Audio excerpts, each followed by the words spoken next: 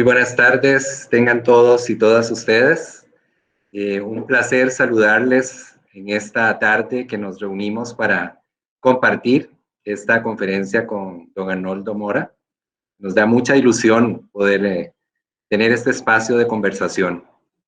Bienvenidos todos y todas a esta oportunidad de escuchar y de participar activamente en la conversación que tenemos. Para nosotros en la universidad, como parte de los ejes transversales de la universidad, tenemos el eje de comunicación, diversidad y cultura como aspectos esenciales en la formación de nuestros estudiantes y también de reflexión de todo el cuerpo académico y administrativo de la universidad. En esta tarde tendremos esta rica oportunidad de compartir con uno de los académicos costarricenses, a quienes tenemos muchísimo aprecio. Creo que todos los que estamos aquí tenemos mucho aprecio por don Arnoldo, que le conocemos de diferentes lugares. Esta conferencia estará siendo grabada, así que para que todos ustedes sepan, les vamos a pedir que mantengan sus micrófonos en silencio para tener mayor fluidez en la escucha del programa. Tenemos a cargo de la presentación de don Arnoldo a la profesora Blanca Rosa Gutiérrez, a quien le doy la palabra para que nos haga una semblanza breve de don Arnoldo para dar inicio a esta presentación. Muchas gracias, don Gilberto, señor vicerrector. Buenas tardes a todas las autoridades, al cuerpo docente y equipo administrativo de la Universidad de La Salle. Un saludo especial a las y los estudiantes que nos acompañan en esta importante conferencia. Un saludo a todos los presentes. Me han dado el honor de presentar a uno de los intelectuales de mayor prestigio de Costa Rica, a quien tuve el honor de acompañarle en su cargo de ministro de Cultura, Juventud y Deportes. Yo a don Arnoldo le considero mi gran maestro de la administración pública. El doctor Arnoldo Mora es catedrático de la Universidad de Costa Rica y de la Universidad Nacional, director de la Escuela de Filosofía de la Universidad de Costa Rica y fundador de la Cátedra de Historia de Pensamiento Costarricense y profesor por varios años. Profesor fundador de la Universidad Nacional, fundador del programa doctoral en Cultura Latinoamericana, con énfasis en pensamiento latinoamericano. En el periodo 94 al año 98, don Arnoldo, como lo indiqué, fungió como ministro de Cultura, Juventud y Deportes, y entre muchos logros en su gestión, estableció como política prioritaria la democratización del arte, a llevarlo a todas las regiones del país, para lo cual crea los festivales nacionales de arte, además del gran impulso de las escuelas de música que se convierten ahora en el sistema 100. Don Arnoldo tuvo la visión de unir arte y deporte, proyectando estas actividades en los Juegos Deportivos Nacionales, aprovechando sus espacios públicos para fortalecer los valores de solidaridad y la paz que identifican a Costa Rica. Don Arnoldo, como ministro, logra organizar la primera Feria Centroamericana del Libro y el Congreso Latinoamericano de Literatura y Filología, como parte de las múltiples relaciones que consolidan el intercambio cultural con los países de América Latina y el Caribe. Los reconocimientos nacionales e internacionales al trabajo del doctor Arnoldo Mora son bastantes, entre los cuales me permití resumir algunos, como es el Premio Nacional de Ensayo Aquileo J. Echeverría en el año 91, el Premio Jorge Bolli otorgado por el Colegio de Profesores y Licenciados en el año 91, miembro de número de la Academia Costarricense de la Lengua y Correspondencia de la Real Academia Española, Orden al Mérito Docente y Cultural Gabriela Mistral en el grado de Comendador Chile 1995, Premio Nacional Joaquín García Monge a la Difusión Cultural. Cuenta con una gran cantidad de publicaciones nacionales e internacionales, autor y coautor de distintos libros. Sin duda, tenemos un privilegio esta tarde y resalto, para terminar, que quizá el mayor premio en el haber de don Arnoldo es el cariño, la admiración y el respeto de quienes hemos tenido el honor de trabajar a su lado, de ser sus alumnos o bien tenerle como maestro en el quehacer diario del aprendizaje. Uno de los temas que le interesa a don Arnoldo es el pensamiento latinoamericano, que para él sí existe. Y lo cito textualmente: ¿cuál es la principal tarea de nuestros filósofos? pensar en nuestra identidad. ¿Qué es? ¿Cómo nos afecta? ¿Cuál es su futuro? Es una tarea pendiente que solo puede cumplirse entre todos. El sol se va siguiendo al búho de Minerva. El filósofo queda entre cuatro paredes, pero son de libros, es decir, ventanas. Cedo la palabra al doctor Arnoldo Mora con la conferencia denominada Desarrollos científicos, tecnológicos y de comunicación, su incidencia en la transformación de la cultura, prevalencia de los valores. Muchas gracias, muy buenas tardes. Me siento profundamente honrado de poder iniciar este diálogo, esta reflexión en voz alta con todos ustedes dentro y fuera del país. Decía el filósofo Hegel que el primer deber de un intelectual es ser contemporáneo de sí mismo. Es decir, preguntarse lo que hacemos en las mañanas: ¿dónde estoy parado? ¿Dónde estamos actualmente? Vivimos en una sociedad que se caracteriza un poco por el descontrol, la falta de saber dónde vamos, dónde estamos, hacia dónde vamos, dónde estamos parados. Recordemos la anécdota esta de Alicia en el País de las Maravillas, cuando caminaba, iba caminando y le preguntó a alguien: ¿a dónde va este camino? Y le dijeron: ¿a dónde va usted? Entonces respondió: yo no sé para dónde voy. Entonces, ¿para qué hace esta pregunta si ni siquiera sabe dónde va? Eso es lo que estamos ahora. ¿Dónde estamos parados? Comenzamos por situarnos en el tiempo. Comencemos por ubicarnos desde el punto de vista de la cronología. Hemos iniciado hace apenas 20 años un nuevo siglo, pero eso no es lo importante. Hemos iniciado un nuevo milenio, el tercer milenio de la cristiandad. Y este tercer milenio se caracteriza por ser un proceso extraordinariamente vertiginoso, lo que llamamos la aceleración del tiempo. Lo que antes pasaba en un siglo, ahora pasa en 10 años. Lo que antes pasaba en 10 años, ahora pasa en 1. Eso se debe a una razón, a la revolución científico-tecnológica que estamos viviendo, que es la más grande revolución científico-tecnológica de la historia del Homo sapiens, de todos los miles de decenios que el Homo sapiens tiene sobre la Tierra. Pero al mismo tiempo, con esta revolución científico-tecnológica, tenemos como nunca la conciencia de nuestra fragilidad. Los humanos, como individuos o incluso como grupos, siempre hemos tenido conciencia que somos mortales. Pero desde 1945, en agosto, en Hiroshima y Nagasaki, tomamos conciencia de que la humanidad, con apretar un botón, tiene la capacidad del suicidio. Del suicidio colectivo, del fin de la especie como especie. En 1968, lo que se llamaba el Club de Roma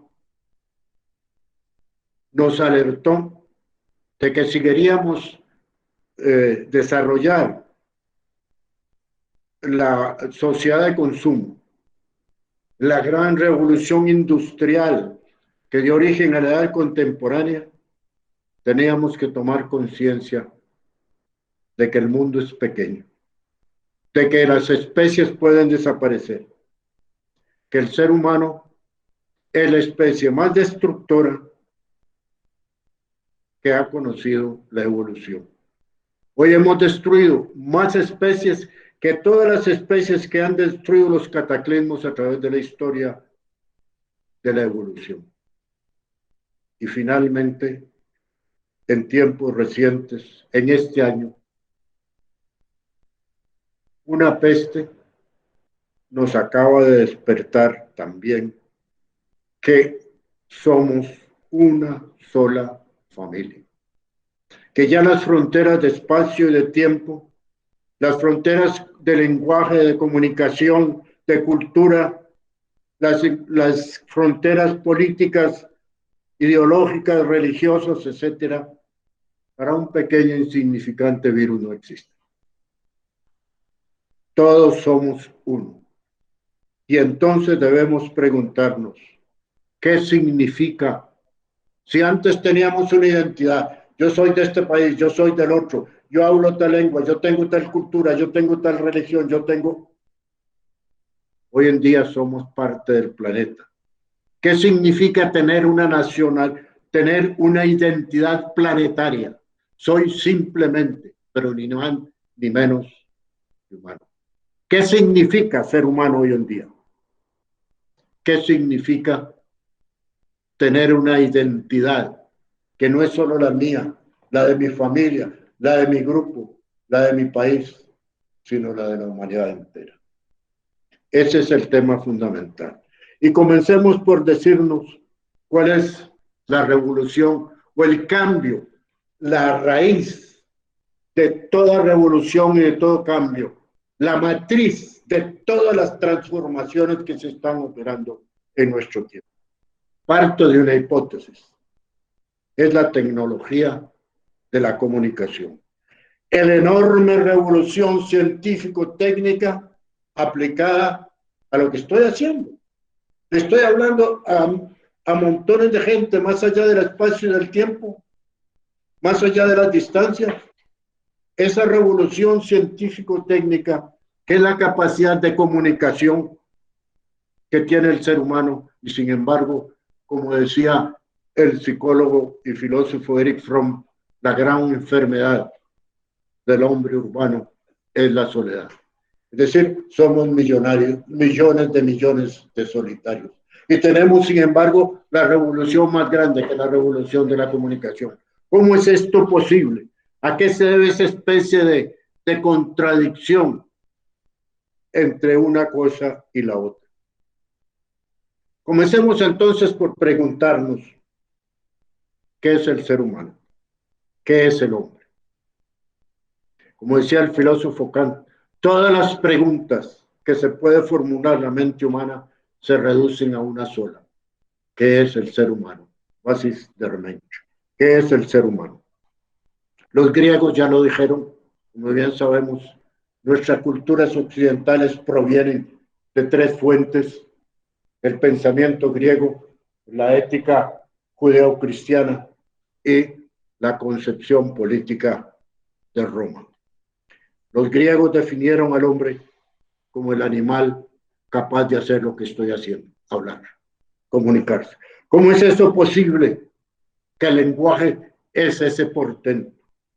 Napoleón Bonaparte, en víspera de una guerra, en víspera de una batalla decisiva, a las 4, a las 5 de la tarde, reunió un ejército de 200, 300 mil hombres y en 3 minutos les hacía una arenga. Y estos hombres sabían que de 300.000 al otro día 50.000 estaban muertos y morían por eso. El poder de la palabra es irresistible.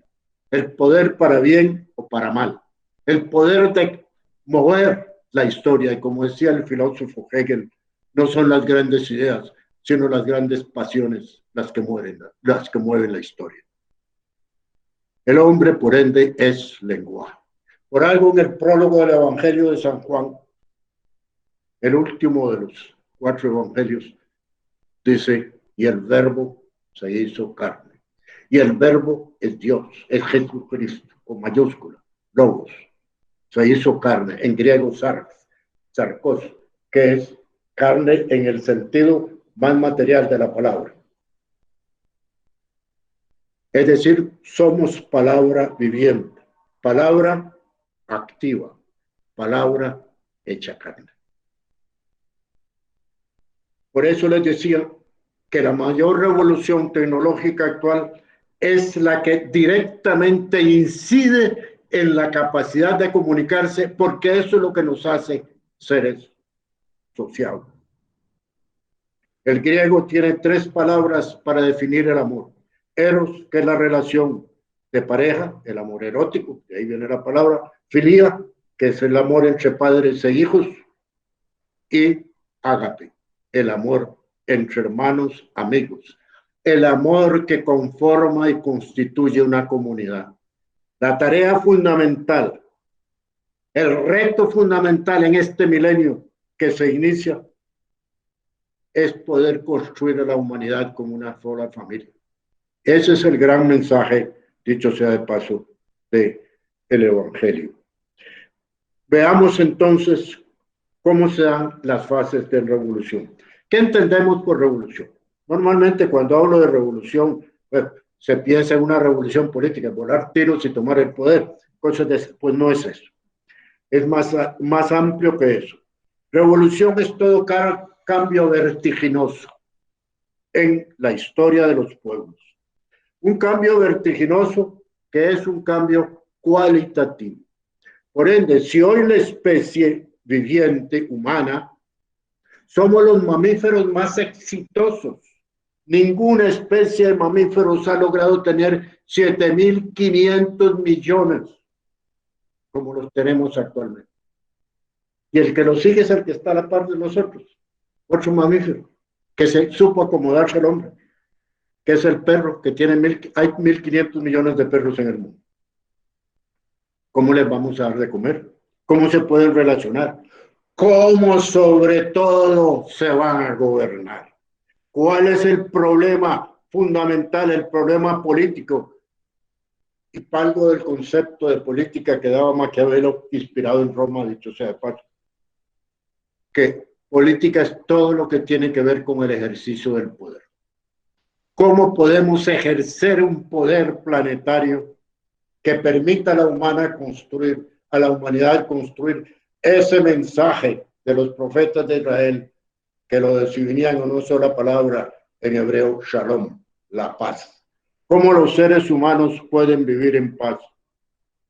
Construyendo la justicia, como decía el profeta Isaías, opus justitia paz, la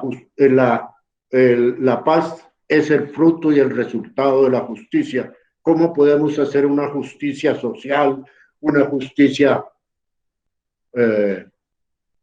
penal entre los seres humanos? ¿Cómo podemos tratarnos y seres humanos? Ortega y Gasset decía que la diferencia entre un animal y un hombre era que un tigre, por ejemplo, era siempre tigre. Nunca podía renunciar a la tigridad. Siempre pertenecía a la especie tigre. Mientras que el ser humano puede ser inhumano. Puede ser un hombre o una mujer con cuerpo, con fisonomía exterior de hombre, pero ser profundamente inhumano, deshumanizado. El tigre no puede destigrizarse, el humano puede deshumanizarse. Veamos entonces, una revolución entonces es un cambio cualitativo en las relaciones sociales y en la autoconciencia. No es lo mismo ser humano en la Edad Media que ahora. No es lo mismo ser de un sector social que de otro. Vivimos nuestra condición humana. Eso que Ortega se llamaba la circunstancia, yo soy yo y mi circunstancia. Esa circunstancia que no es solo mi yo, sino la circunstancia de nuestra condición social bajo todos sus aspectos. Eso es lo que con los cambios tan absolutamente vertiginosos que se están operando está en crisis. Está en crisis nuestra identidad. No sabemos para dónde vamos ni dónde venimos porque no sabemos ni siquiera qué somos. Eso debido a la vertiginosa velocidad con que los cambios se están operando debido a la revolución científico-tecnológica. Las revoluciones se dan en 3 niveles. En primer lugar, el ser humano es un ser viviente.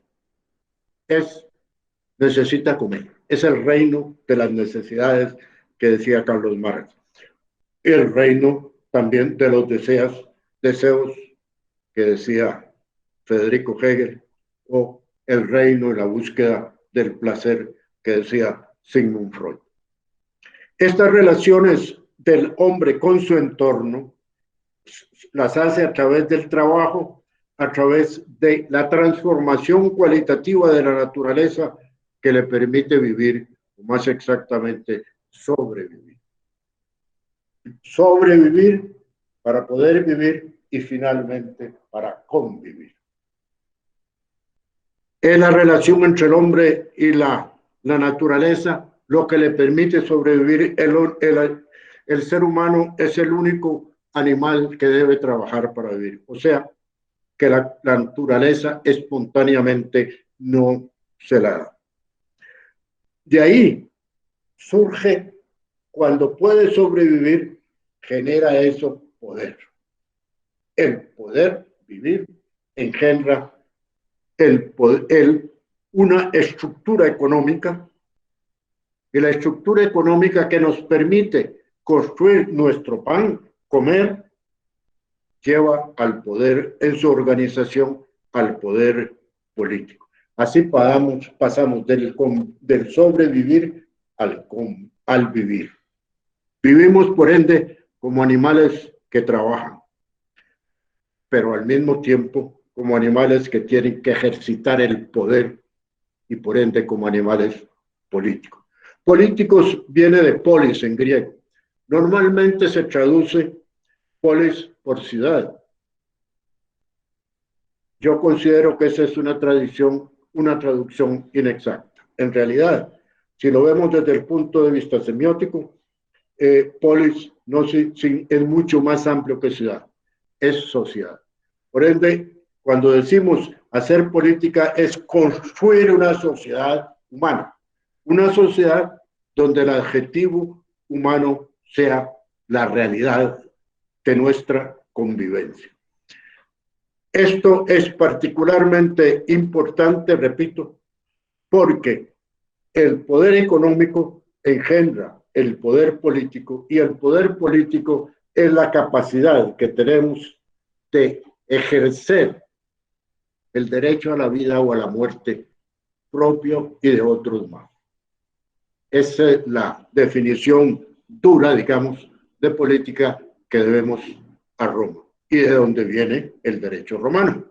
El derecho romano trata de establecer límites al poder, porque si no nos pasa como lo de la fábula, los gatos tanto se pelearon y se destruyeron entre ellos que al final solo quedaron los rabos. Es decir, el ser humano tiene, como hemos visto, la enorme capacidad de autodestrucción.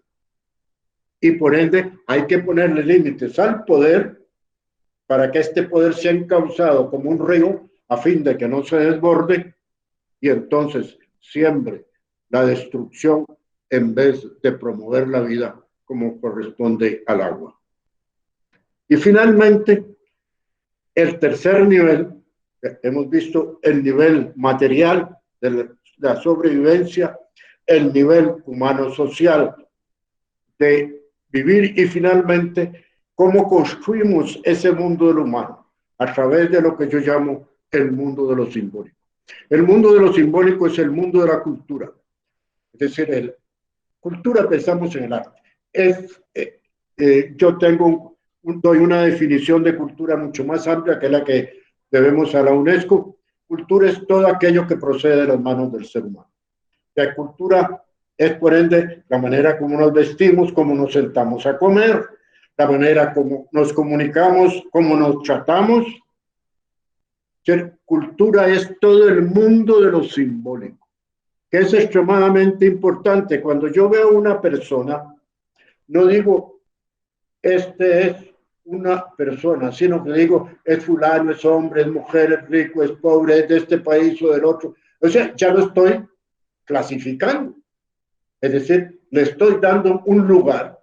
Entonces, debo tratarlo así. No es lo mismo tratar a un amigo que le puedo decir, mira, esto y el otro, a tratar a una persona que no conozco, que sí. Ese mundo de las relaciones humanas es el mundo de lo que llamamos el mundo de lo simbólico. Es decir, el mundo de las construcciones en que opera la imaginación. Y si definimos al ser humano, pues sus tres facultades, como decía el filósofo Kant, la razón, la voluntad y la creatividad o imaginación. En el primer caso tenemos la ciencia, que es la que nos permite extraer de la naturaleza lo que necesitamos para sobrevivir. En el segundo caso tenemos la ética, el derecho privado, el derecho público, o sea, el derecho bajo todas sus formas, la ética, que es fundamentalmente lo que llamamos hoy en día los derechos humanos. Y en tercer nivel, el mundo, en búsqueda del bien. Y en tercer nivel, el mundo de lo simbólico, que es el mundo de la capacidad creativa, de la imaginación. El hombre es lo que él hace o lo que él construye. Y es aquí donde nos situamos en primer lugar. El hombre es el único animal al cual el futuro no se le dio un género. El futuro tiene que construirlo. Tiene que hacerlo paso a paso. Y eso es la política. Veamos el lenguaje político. ¿Qué dice? Ahora entramos en campaña electoral en este país.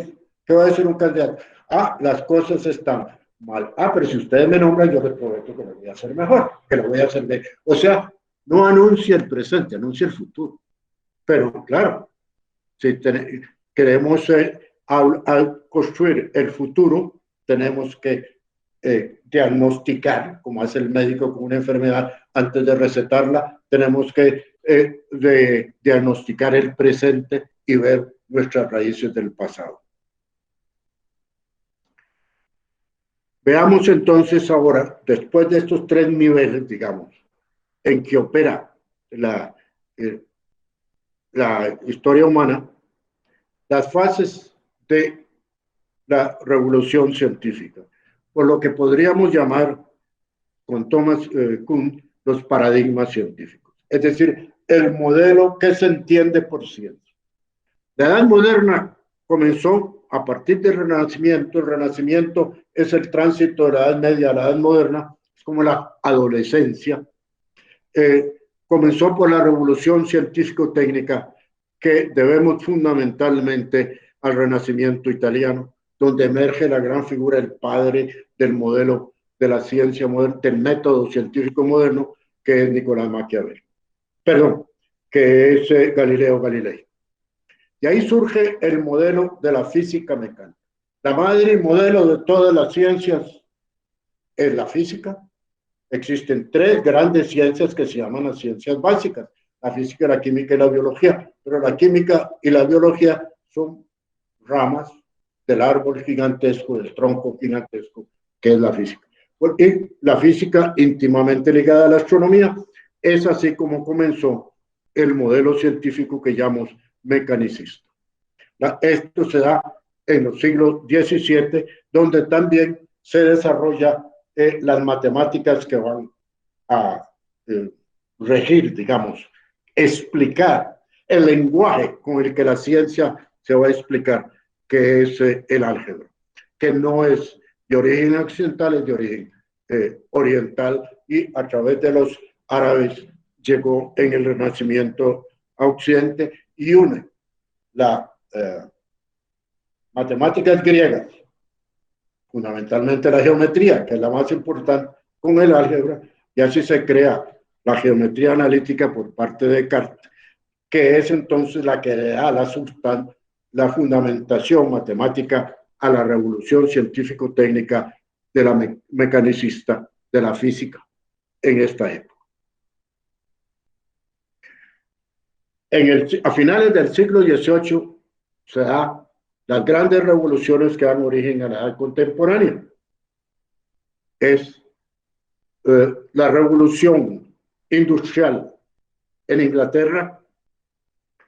En los manuales se dice, claro, los manuales son convenciones, pero que en 1768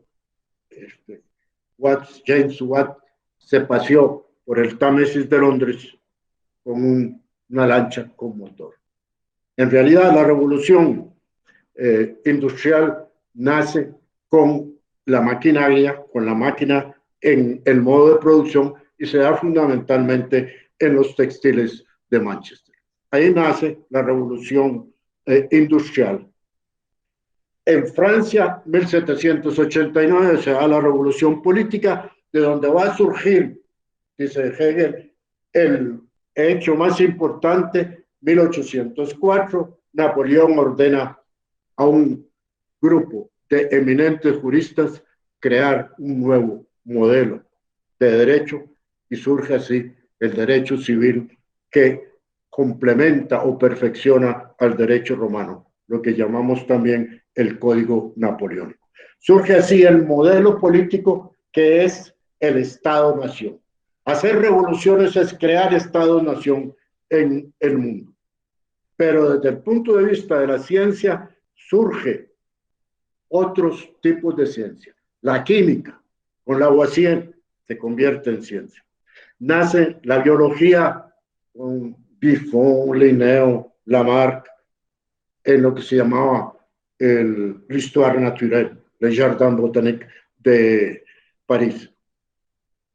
Pero lo más importante es Sadi Carnot con la primera ley, porque surge un nuevo capítulo de la física, que es la termodinámica. Ya se considera que lo real no es la materia, sino la energía, y que la energía no se crea ni se destruye, solo se transforma. Por ende, no es el espacio lo constitutivo del tiempo, la materia de que está hecha, lo real, lo que en alemán se llama la Welt et Stoff, la materia textil de que está hecho, lo real es la energía. Con eso se da y se extiende a Europa central la revolución industrial. Al mismo tiempo se dan las primeras grandes revoluciones políticas. Los Estados Unidos, 1776, con George Washington, inicia la primera gran revolución de los países periféricos. Entonces Estados Unidos era una colonia de Inglaterra y se constituye en una república federal, que hoy está en profunda crisis, como todos sabemos, pero que crea una concepción del derecho que va a transformar al mundo entero. La Revolución Francesa, con la promulgación de los derechos humanos, y, como les decía, fundamentalmente con el Código Civil o Código Napoleónico.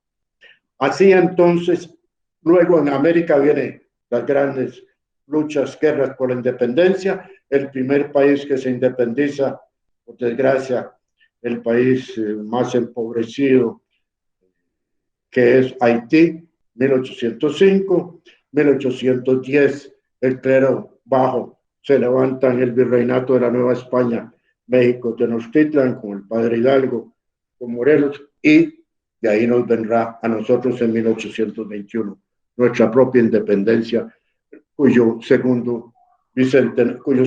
bicentenario estamos celebrando este año. Y finalmente Bolívar, que es el que hace el fin del imperio español en nuestra tierra. Esto, ¿y qué pasa en el siglo XX? Esa revolución que hemos visto, la revolución en la física en el siglo XVII, en el siglo XIX, la revolución industrial, en el siglo XIX surgen las ciencias humanas, la sociología con Augusto Comte, década de los 40 en Francia, la psicología con Wegner en Leipzig, así las diversas ciencias, la historia, que había comenzado la historia crítica, lo que se llama la historia de las fuentes, la cual en teoría, con los seguidores o discípulos de Hegel, la economía política con Carlos Marx, se dan, y finalmente, a finales del siglo, principios del siglo, la psicología profunda, y luego el psicoanálisis, la lingüística con de Saussure en 1900. Y esto crea las condiciones para que en la Segunda Guerra Mundial se cree la cibernética. Norbert Wiener, un filósofo matemático, es el que comienza a hacer realidad el sueño de Pascal en el siglo XVII. Pascal, su padre, cobraba impuestos y entonces le daban con una mecha, con una velita, sumando y restando quién tenía que pagar cuántos impuestos, y él le sentía lástima, como gran matemático que era, dice, voy a inventar una máquina que piense para que sustituya el trabajo de mi padre. En la segunda mitad del siglo XX tenemos por primera vez máquinas pensantes. En lo que estoy hablando, lo que decían los griegos, el hombre es un animal que habla, pues ya no es. Hay máquinas que hablan, se comunican entre ellos. Tenemos robots que le ganan al campeón mundial de ajedrez. Tenemos la capacidad de crear robots que piensen en el universo, que nos hablan al universo, porque el ser humano llegó a la luna, el ser humano se abre cada vez más al universo y quizás ya a inicios del siglo XXI haya ciudades en Marte, en los satélites de Júpiter y de Saturno más cercanas a las condiciones de la vida humana. La especie humana, si no se destruye, si no se suicida, la especie humana se expande más allá de la Tierra. La Tierra le quedó chiquita, le quedó muy corta. Cuando un astronauta miraba desde las alturas de la Tierra, su gran admiración es verla redondita como vemos una luna llena y decir, este es el regalo, pero el único regalo que tenemos. Cuidar de la Tierra es tan importante como cuidarnos de nosotros mismos. Por ende, ¿y qué significa esta capacidad de comunicarnos que tenemos? Hablar es hacer política. Que, de lo contrario, cuando no hablamos, no discutimos, ya nos matamos. Usamos armas para matar. Bueno, para que los humanos no se maten, y eso fue lo que descubrió la Atenas clásica. Para no destruirnos, entonces hacemos un diálogo, o una polémica, o una discusión, sí, pero es mejor discutir con palabras que no resolver el problema de poder a punta de tiros. Esto es lo que hoy en día debemos fomentar. Debemos crear un mundo en el cual los seres humanos puedan entenderse y comunicarse entre ellos. Hoy en día, esta revolución tecnológica es tan extraordinaria que podemos saber lo que está pasando en el último rincón de la Tierra. Con un pequeño teléfono celular que cabe en la palma de la mano, yo me entero lo que en este momento hay una revuelta en el fondo de la selva más lejana del universo. Y lo estoy viendo aquí. O sea, soy absolutamente contemporáneo de mí mismo. Estamos realizando el sueño de Hegel. Por primera vez hay una generación de humanos que es absolutamente contemporánea de sí mismo. Ya no hay espacio ni tiempo. Cristóbal Colón tardó 3 meses en llegar a América.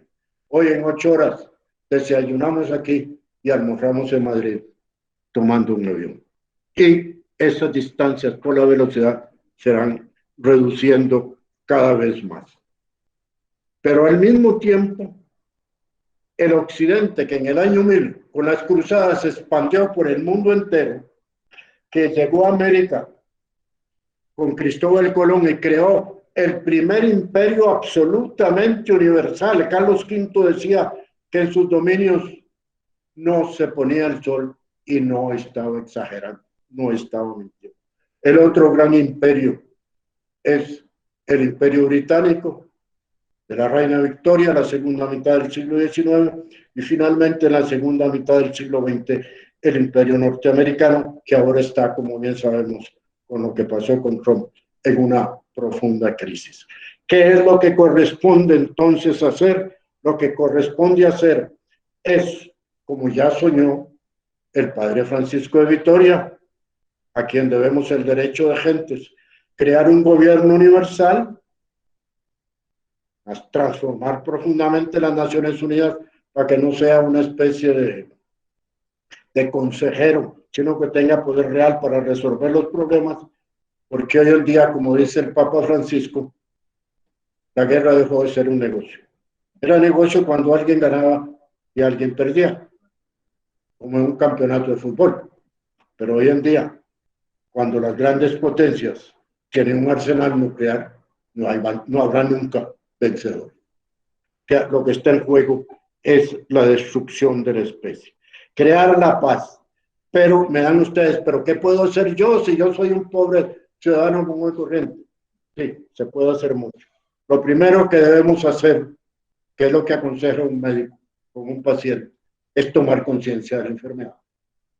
Si el paciente, el enfermo, no toma conciencia que él está enfermo y sigue pachangueando, pues ningún médico ni ninguna medicina le va a servir para nada. Tenemos que tomar conciencia de que tenemos una enorme revolución científico-tecnológica, pero que toda revolución engendra poder. Y poder es, como decía el filósofo francés Paul Ricoeur, el poder es la capacidad de construir como la capacidad de destruir. Lo que llamamos desde San Agustín el libre albedrío. El libre albedrío, decía Ricoeur, es ese piano en el cual uno puede tocar o la melodía del héroe o la melodía del criminal. De nuestra responsabilidad, de nuestra madurez, depende el futuro del amor, de todos y cada uno. En cada una de mis decisiones, como decía el filósofo Sartre, construimos lo que entendemos por ser humano. Vivimos en un mundo en que podemos comunicarnos, pero en un mundo también donde vivimos como solitarios. Vivimos un mundo donde la justicia debe engendrar el amor de los unos a los otros, pero también vivimos un mundo donde la hegemonía de Occidente se terminó. China emerge como la gran potencia. Recordemos lo que decía Napoleón en el año 1800. Los franceses, la monarquía china estaba en crisis, entonces decían, vamos a meternos en China. Y Napoleón, con una enorme sabiduría, una enorme lucidez, dice, dejen en paz a China, porque el día que se despierte este gigante, el mundo temblará. Hoy en día entonces se impone, y en eso el Papa Francisco ha sido tremendamente lúcido, se impone hoy en día un diálogo entre la ciencia de Occidente y las sabidurías ancestrales de Oriente. Un diálogo entre este y oeste, entre Occidente y Oriente. Y ya no somos libres, no es que me gusta o no me gusta, es que lo hacemos o si no la humanidad se destruye. Y en cuanto a nosotros, ya para ir terminando, en Costa Rica hemos construido un sistema, un régimen político bastante estable, que es el Estado Social de Derecho. Defender el Estado de Derecho, lo que llamamos democracia, es fundamental, pero también el Estado social. Y en este caso, las políticas que atentan contra los sectores medios socavan la base de nuestra paz social. Y sin paz social tampoco hay paz política. Recordemos lo que decía el profeta Isaías, la paz es producto de la justicia. Por ende, entramos en campaña electoral este año. No pensemos en nombres y apellidos, en colores de banderas o tradiciones. Miremos los programas. ¿Cuáles son los programas más adecuados que nos problemen? Votemos por programas, no por personas ni por tradiciones. Construyamos todos un Estado social basado en la justicia, en el respeto a la dignidad. Esa es la tarea fundamental. Somos profesores, estudiantes. El conocimiento que tenemos debe servirnos para construir una profesión. Pero la felicidad en el ser humano está no solamente en realizar una vocación personal, realizar una carrera que me satisfaga. Yo no puedo estudiar lo que me imponen otros, mis padres o el medio social. Yo estudio lo que me realiza, lo que puede ser expresión, medio, instrumento de la creatividad, pero también como profesional debo pensar que soy un servicio a la sociedad. Esos son los dos pies, además de la felicidad interna, ser con quien comparto mi vida, cómo construyo mi vida privada, pero mi vida profesional debe ser mi realización como persona y mi espíritu de servicio a los demás. Es en esta tarea todos juntos que podemos construir un mundo mejor y hacer que la utopía no sea una pesadilla. Muchas gracias. No, mi consulta es agradecerle a Carla porque sí hace como un análisis interno, ¿verdad?, sobre la situación, sobre el ser humano en particular, como una de las especies más difíciles de la Tierra. Entonces no tengo preguntas, pero sí agradecerle mucho a don Arnoldo la charla. Muchísimas gracias, Ana. Ana Alfaro es estudiante de la maestría de Administración. Buenas tardes, doctora Blanca, doctor Arnoldo. Un saludo. Quisiera hacerle la pregunta al doctor Arnoldo, si puede referirse en cuanto al tema de humanismo, en qué momento inicia la barbarie de la especialización. Me refiero a que entre ciencia y tecnología el hombre pues se dedica más a la especialización que a los principios del humanismo. La barbarie de la especialización. Bueno, ese es un muy buen tema. Como ustedes ven, mi exposición, voy a quitar esto. Mi exposición es humanista. Yo he defendido mucho los estudios generales. Ahí entré en la Universidad de Costa Rica. Me declararon catedrático emérito de estudios generales, porque la formación humanística que debemos en Costa Rica, Rodrigo Facio fue el intelectual más influyente en la segunda mitad del siglo XX en este país. Debemos el modelo de Estado socialdemócrata, digamos, que de alguna manera sigue presente en la constitución de este país, al pensamiento de Rodrigo Facio. Con el mismo Pepe yo hablaba tantas veces y decía pues que si él iba, que los tiros que tiró en la lucha no hubieran servido para cambiar el país si no hubiera sido por el pensamiento de Rodrigo Facio. Y es precisamente, él decía, estudios generales es para asomarse en la huerta del vecino. Ortega y Gasset tiene una frase terriblemente irónica. Dice, un especialista es el que sabe casi todo de casi nada. Y vivimos en una súper recontraespecialización. Por ejemplo, ya no hay médicos generales, uno tiene que ir a un especialista. Y hay un abogado, el abogado es especialista en derecho penal, en derecho de la familia, en derecho constitucional, y así en todos los mismos filósofos. Yo soy especialista en historia de la ciudad, historia del pensamiento, no me ocupa. Pero claro, la ventaja es que como filosofía es tan pequeño, uno tiene que dar clases, da lo suyo, la cátedra mía de historia del pensamiento, que mencionó Blanca, que yo fundé, la organicé después de Láscaris, fue el que lo fundó después. Pero ya uno tiene que dar filosofía política, ética, filosofía del arte, y entonces un poco uno tiene la ventaja de tener una visión más de conjunto. Yo creo que todo profesional tiene que tener una visión de conjunto, porque todos somos ciudadanos del planeta, entonces todos tenemos responsabilidad.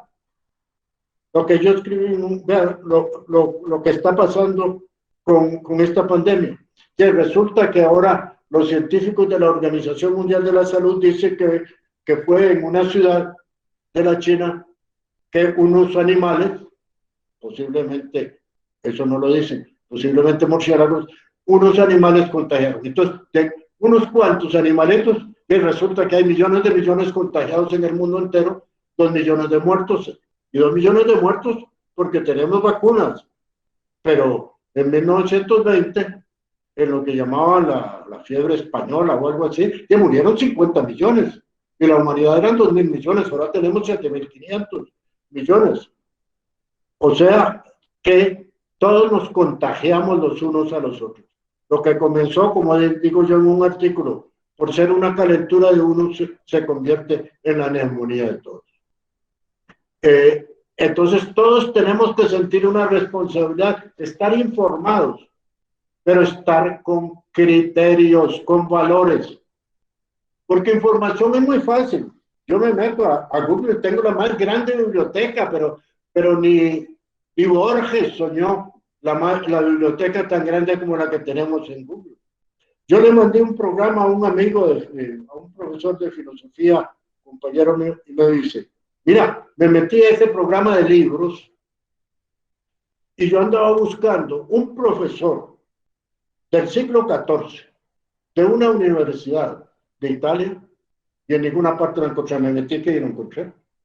Porque yo necesitaba, él es especialista en lógica, él necesitaba los artículos que solo están en la universidad, están en la biblioteca de Nueva York y que uno puede entrar solo con un policía y además con mascarillas y mil cosas porque es el único manuscrito que existe, es el tesoro. O sea, tenemos todo el conocimiento, lo que no tenemos es sabiduría, porque la sabiduría es el conocimiento más valor. Lo que tenemos es criterios para poder discernir lo que llaman las fake news, poder discernir lo que es la falsa información. Recuerden ustedes qué daño ha hecho a la humanidad las fake news. Bolsonaro, un hombre que está destruyendo la Amazonía, que es enemigo declarado del Papa Francisco, que el Papa tuvo que ir a defender la Amazonía en persona. Bueno, pues se ganó por fake news. Y Trump, que tanto daño ha hecho, ganó por fake news. Y así cualquier demagogo, charlatán, puede engañar a un montón de gente. O sea, que la más grande revolución científico-técnica actual que tenemos, como es la capacidad de comunicarnos, es también la capacidad de engañarnos, de destruirnos. Porque, como decía un filósofo Adorno, el discurso, es decir, la palabra, el lenguaje, no es inocente. No es inocente. Podemos destruir honores, podemos destruir prestigio, podemos destruir fama, podemos hacer, y como decía Ortega y Gasset, de nuevo lo cito, en política no existen las ideas, existen las creencias. ¿Es verdad o es una realidad lo que yo considero que es realidad? Entonces, por eso, en periodismo lo primero que uno hace es, ¿dónde viene la fuente? ¿De qué fuente se informó usted? ¿De dónde lo trae? La verdad no es lo que usted dice, sino cómo puede uno, como el derecho penal, el dolo no es una ocurrencia, un sentimiento, no es que yo pienso que fue Pedro o Juana quien hizo este crimen. No, eso no vale.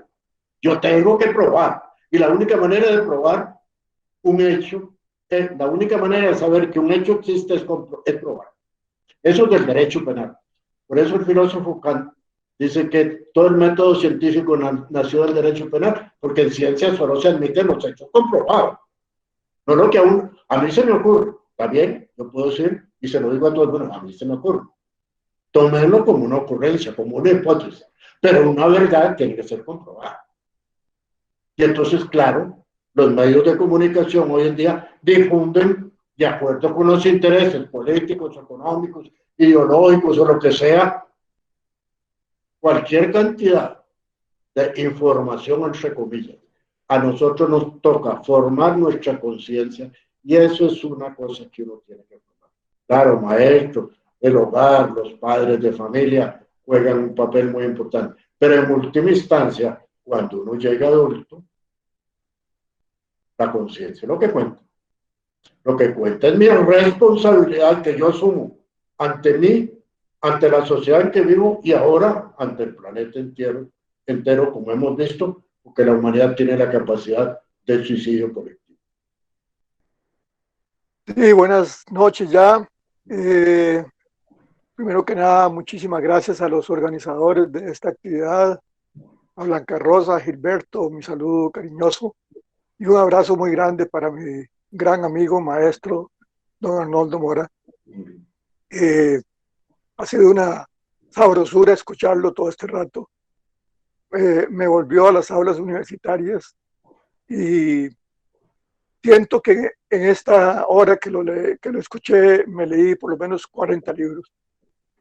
Y eso siempre es un alimento para el espíritu.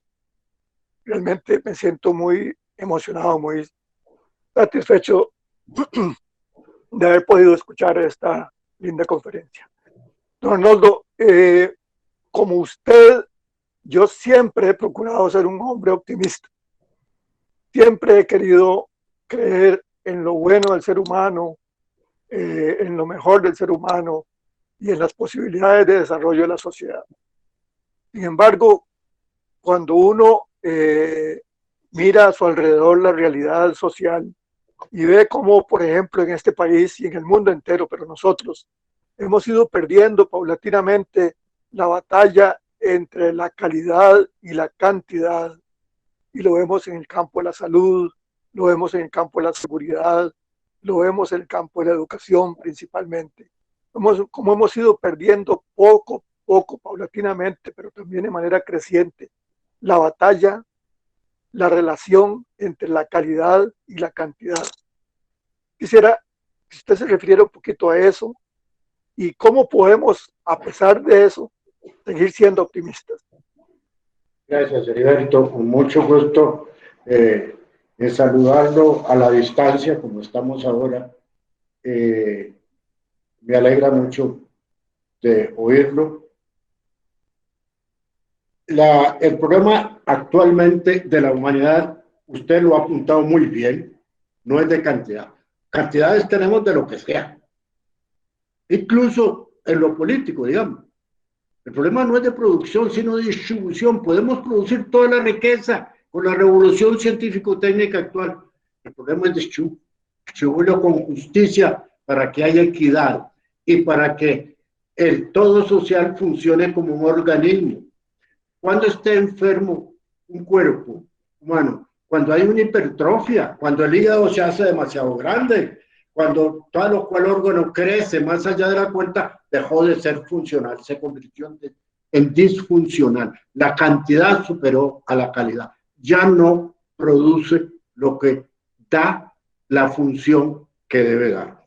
Entonces, hoy en día, cuando una sociedad mide todo por la cantidad, estamos muy mal.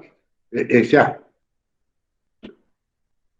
solamente, claro que la cantidad es importante, somos seres de carne y hueso, necesitamos comer, vivir, somos animales dotados de materialidad, pero tiene que dar un salto de calidad. Y ese salto de calidad es precisamente lo que yo llamo valores. Yo escribí mi tesis doctoral, yo no sé si Heriberto se acuerda, yo los decía, sobre filosofía de los valores. La filosofía de los valores es lo que yo llamo la lógica de la calidad aplicada a la conducta humana. Es la razón humana en cuanto se pregunta lo cualitativo y no lo cuantitativo. Eso es lo que entendemos por valores. Eso es lo que entendemos por... Ahora, usted me pregunta, ya no por los individuos, se supone que todos los que estamos aquí estamos conscientes de eso. O sea, que yo no voy a llover sobre mojado. ¿Qué hacer para que la humanidad entienda eso? Yo antes pensaba que los ticos eran así, que los ticos eran, que yo siempre he dicho que los ticos que tenemos inteligencia, voluntad y corazón, emotividad, que en cuanto a inteligencia, todos los ticos son inteligentes. Aquí no hay tontos, aquí hay gente que se hace la tonta, que nosotros hay gente. Pero aquí no hay tontos, aquí todo el mundo es inteligente. Y en cuanto al corazón, este es un pueblo muy noble. Lo hemos visto ahora. Cuánta negación en los hospitales, cuánta negación cuando hay una hecatombe, una crisis, la gente corre. En otros países alguien tuvo un accidente y que se muere el tal cual. Y aquí la gente se para y busca y ayuda. ¿Dónde fallamos nosotros? En la disciplina. Yo siempre he dicho, si tuviéramos... Yo viví mis años en Alemania. Si tuviéramos la 10ª parte de la disciplina de un alemán, este país sería el país más maravilloso del mundo. Pero eso se aprende en el hogar, se aprende se aprende en la educación, se aprende en la educación. Ahora, cuando el ser humano no quiere aprender disciplina, por las buenas aprende a garrotazos. Y eso le pasa a la humanidad de hoy en día. Por eso insistí tanto en la capacidad de suicidio que a partir de Hiroshima y Nagasaki tiene la especie humana. Sí, yo leí en el periódico el terror que tenían los políticos norteamericanos cuando Trump no quería dejar el poder y él tenía una maletita negra donde podía apretar el botón. Por suerte que no lo divulgaron, porque si no todo el mundo se hubiera vuelto loco de susto. Figúrense que un loco como Hitler, como el mismo Trump, para mí estaba deficiente mental, tiene un poder de destruir la humanidad. Lo que esto significa, la humanidad tiene que aprende a golpe. Yo digo, es a mis 83 años, en mi experiencia, cuando alguien hay que enseñarle a aprender por bien, hay que enseñarle valores, ¿qué es lo que llamo una ética de los valores? Lo que llamo, cuando uno quiere enseñarle una cosa buena a la gente, ¿qué es lo que tiene que hacer? Que se enamore de aquello, es enamorarnos del bien, y cuando nos enamoramos del bien, entonces repudiamos el mal. Pero no comenzamos por decir, mire, el mal es terrible. No, como ya mire, qué maravilla si hacemos esto, qué maravilla los valores. Entonces sí. Y entonces tenemos que insistir más y más, pero también tener conciencia de la capacidad autodestructora que tiene el ser humano. No ha habido especie viviente más destructora de otras especies que el Homo sapiens. ¿Y eso por qué? Por el poder que tenemos. Entonces, como digo, ¿cómo nació el derecho romano? Cuando Roma se dio cuenta que la política era el ejercicio del poder, pero que el poder había que ponerle límites porque si no destruía a todo el mundo, incluso a los que tenían ese poder. Así nació el derecho romano. Hoy en día, y por eso insistí, la justicia que nos llevar de la sobrevivencia a la convivencia, de ser personas que son vecinos, aquellos que viven en lo que en el lenguaje del Nuevo Testamento se llama coinonía, la fraternidad. La fraternidad. Ahora, ¿eso cómo se da? ¿Cuál es el primer paso, Heriberto? Es tomar conciencia. Si no tenemos conciencia de un problema, ese problema existirá por siempre. A mí me pasó, cuando yo fui ministro también, como Blanca lo sabe, ministro de Juventud. Y la juventud mi tarea era el voluntariado. Muchachos que se formaran como líderes sirviendo a la comunidad. Entonces íbamos a una comunidad en un lugar, un pueblito, fuimos a una comunidad, digamos, ¿qué es lo que quieren para poner a la juventud, organizarla y que les ayude? Queremos una cancha de fútbol porque el pueblo vecino nos gana cuando jugamos en contra de ellos. Pero resulta que tenían una cloaca que pasaba por media calle y contaminaba a todo el mundo. Lo primero que había que hacer era arreglar eso. Y después vemos, sí, claro, el deporte es muy importante para el ejercicio físico, para el descanso de la mente. Sí, pero primero había que quitar. O sea, es lo que se dice en sociología, pasar de las necesidades sentidas a las necesidades reales. La gente necesita, siente que quiere esto y el otro. Nosotros tenemos que decirle, mire, lo primero es lo primero. Lo primero es la salud, lo primero es la educación, lo primero hoy en día es combatir las drogas, acabar con el lavado, etc.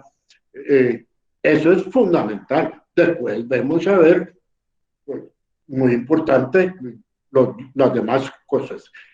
Pasar de las necesidades sentidas a las necesidades reales. ¿Sí? Hacer que la humanidad ponga los pies en la tierra. Por eso fue mi charla, el primer deber nuestro es ser contemporáneos de nosotros mismos, saber en qué mundo y en qué época estamos viviendo. Es decir, cuál es su problemática y ponernos todos a darle una solución. Los problemas colectivos no se resuelven individualmente, se resuelven colectivamente. Tomar conciencia y mi modesta pretensión en esta charla es que pueda contribuir, aunque sea 1 miligramo, a la toma de conciencia del mundo en el que vivimos. Hola, muchas gracias, don Arnoldo, por su exposición. Yo aprendí a valorar mucho su aporte a través del doctor Bernal de Cartago, un estudiante suyo, cuando estudiaba en la U Católica. Yo quiero hacerle una pregunta. A mí me gusta mucho la expresión que utilizó de que a veces hay que llevar palo, ¿verdad? Yo le quiero preguntar, usted nos citó pensadores de Europa, pensadores de esta filosofía clásica, pero también el pensamiento latinoamericano ha aportado muchísimo y yo creo que ha llevado mucho palo a América Latina. Y en esa prevalencia de valores, ¿qué nos puede decir usted, don Arnoldo? Gracias, Dios lo bendiga y que le dé mucha salud. Hay filósofos que tienen, yo he sido, lo digo, inmodestia aparte, me siento entre amigos, es que puedo hablar un poco inmodestamente, pero yo creé una rama de la filosofía costarricense es en torno a la identidad. Yo partía, hace 500 años ese bicho raro que llamaban tico no existía y ahora existe. ¿Cuándo nació? ¿Cuándo se formó? ¿Cuándo este grupo que vive en la meseta central y luego se extendió por otro lado, tomó conciencia de que eran costarricenses? ¿Qué es ser costarricenses? ¿Cómo nos hicimos? Ese es el tema mío, el tema que desarrollo. Yo tengo un libro que se llama Filosofía, Historia del Pensamiento Costarricense en la UNED, valga el anuncio comercial.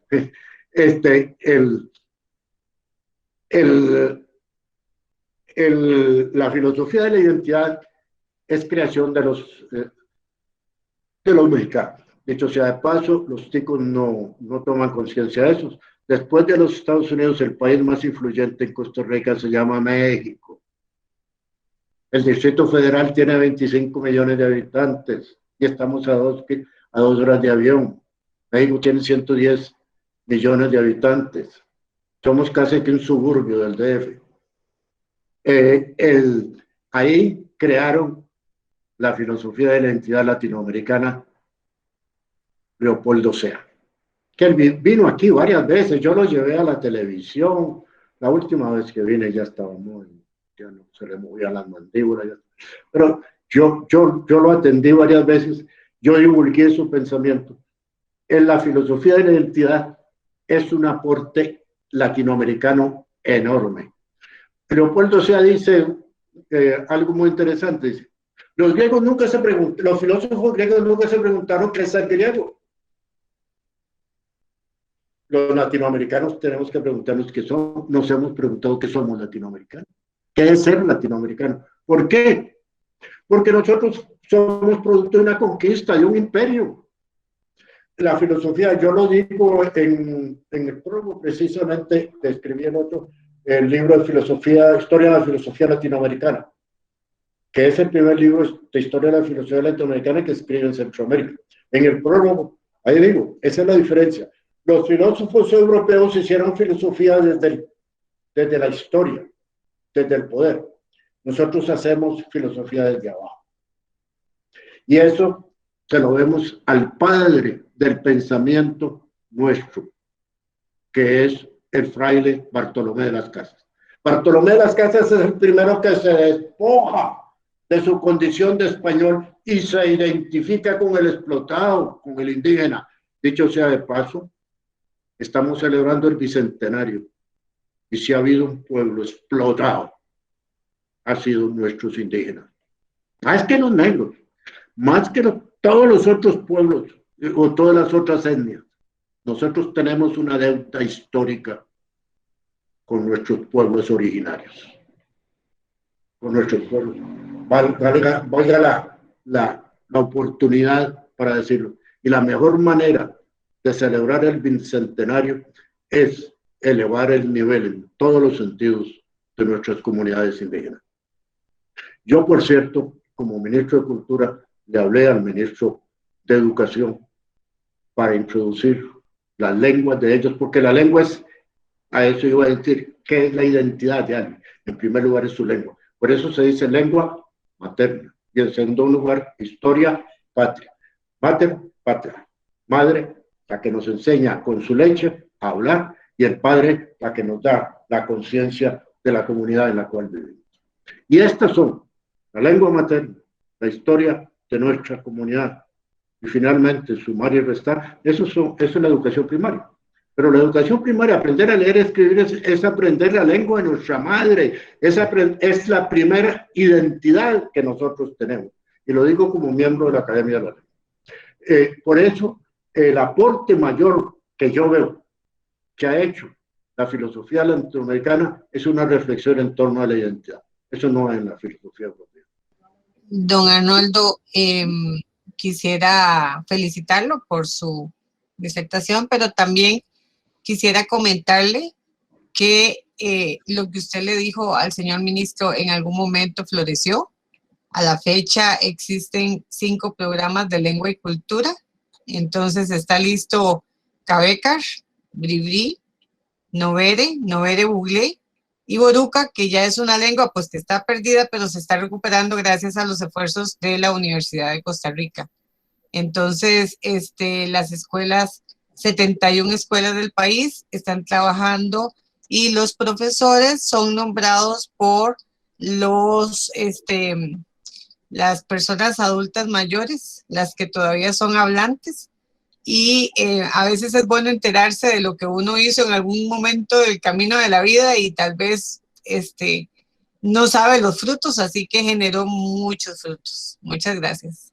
Bueno, muchas gracias a ustedes, que yo visité las comunidades, yo fui a celebrar con ellos a Paulo Freire, porque Paulo, cuando se dice que aquí nuestra independencia nos llegó por correo, nos llegó la noticia, pero este pueblo luchó por su independencia, y por eso tenemos a Freire. Freire se levantó en contra de la colonia española, y lo pagó con su sangre. Es el primer, yo fui a decirles a ellos, siéntanse ustedes orgullosos. Yo como ministro tenía derecho a nombrar 3 asesores por ley. Y uno de ellos que nombré, una antropóloga de la Universidad de Costa Rica, era precisamente para las políticas hacia las comunidades indígenas. Y me llevó, yo estuve con ellos allá en toda esa región de Talamanca, también estuve en el norte, en Guatuso. Es muy importante lo que han hecho ustedes desde el punto de vista de la lengua. Y los felicito y sigan adelante, es una labor. Yo hablaba mucho con los miembros de la Academia de la Lengua que son lingüistas sobre estos temas. Pero ahora hay un problema de tierras.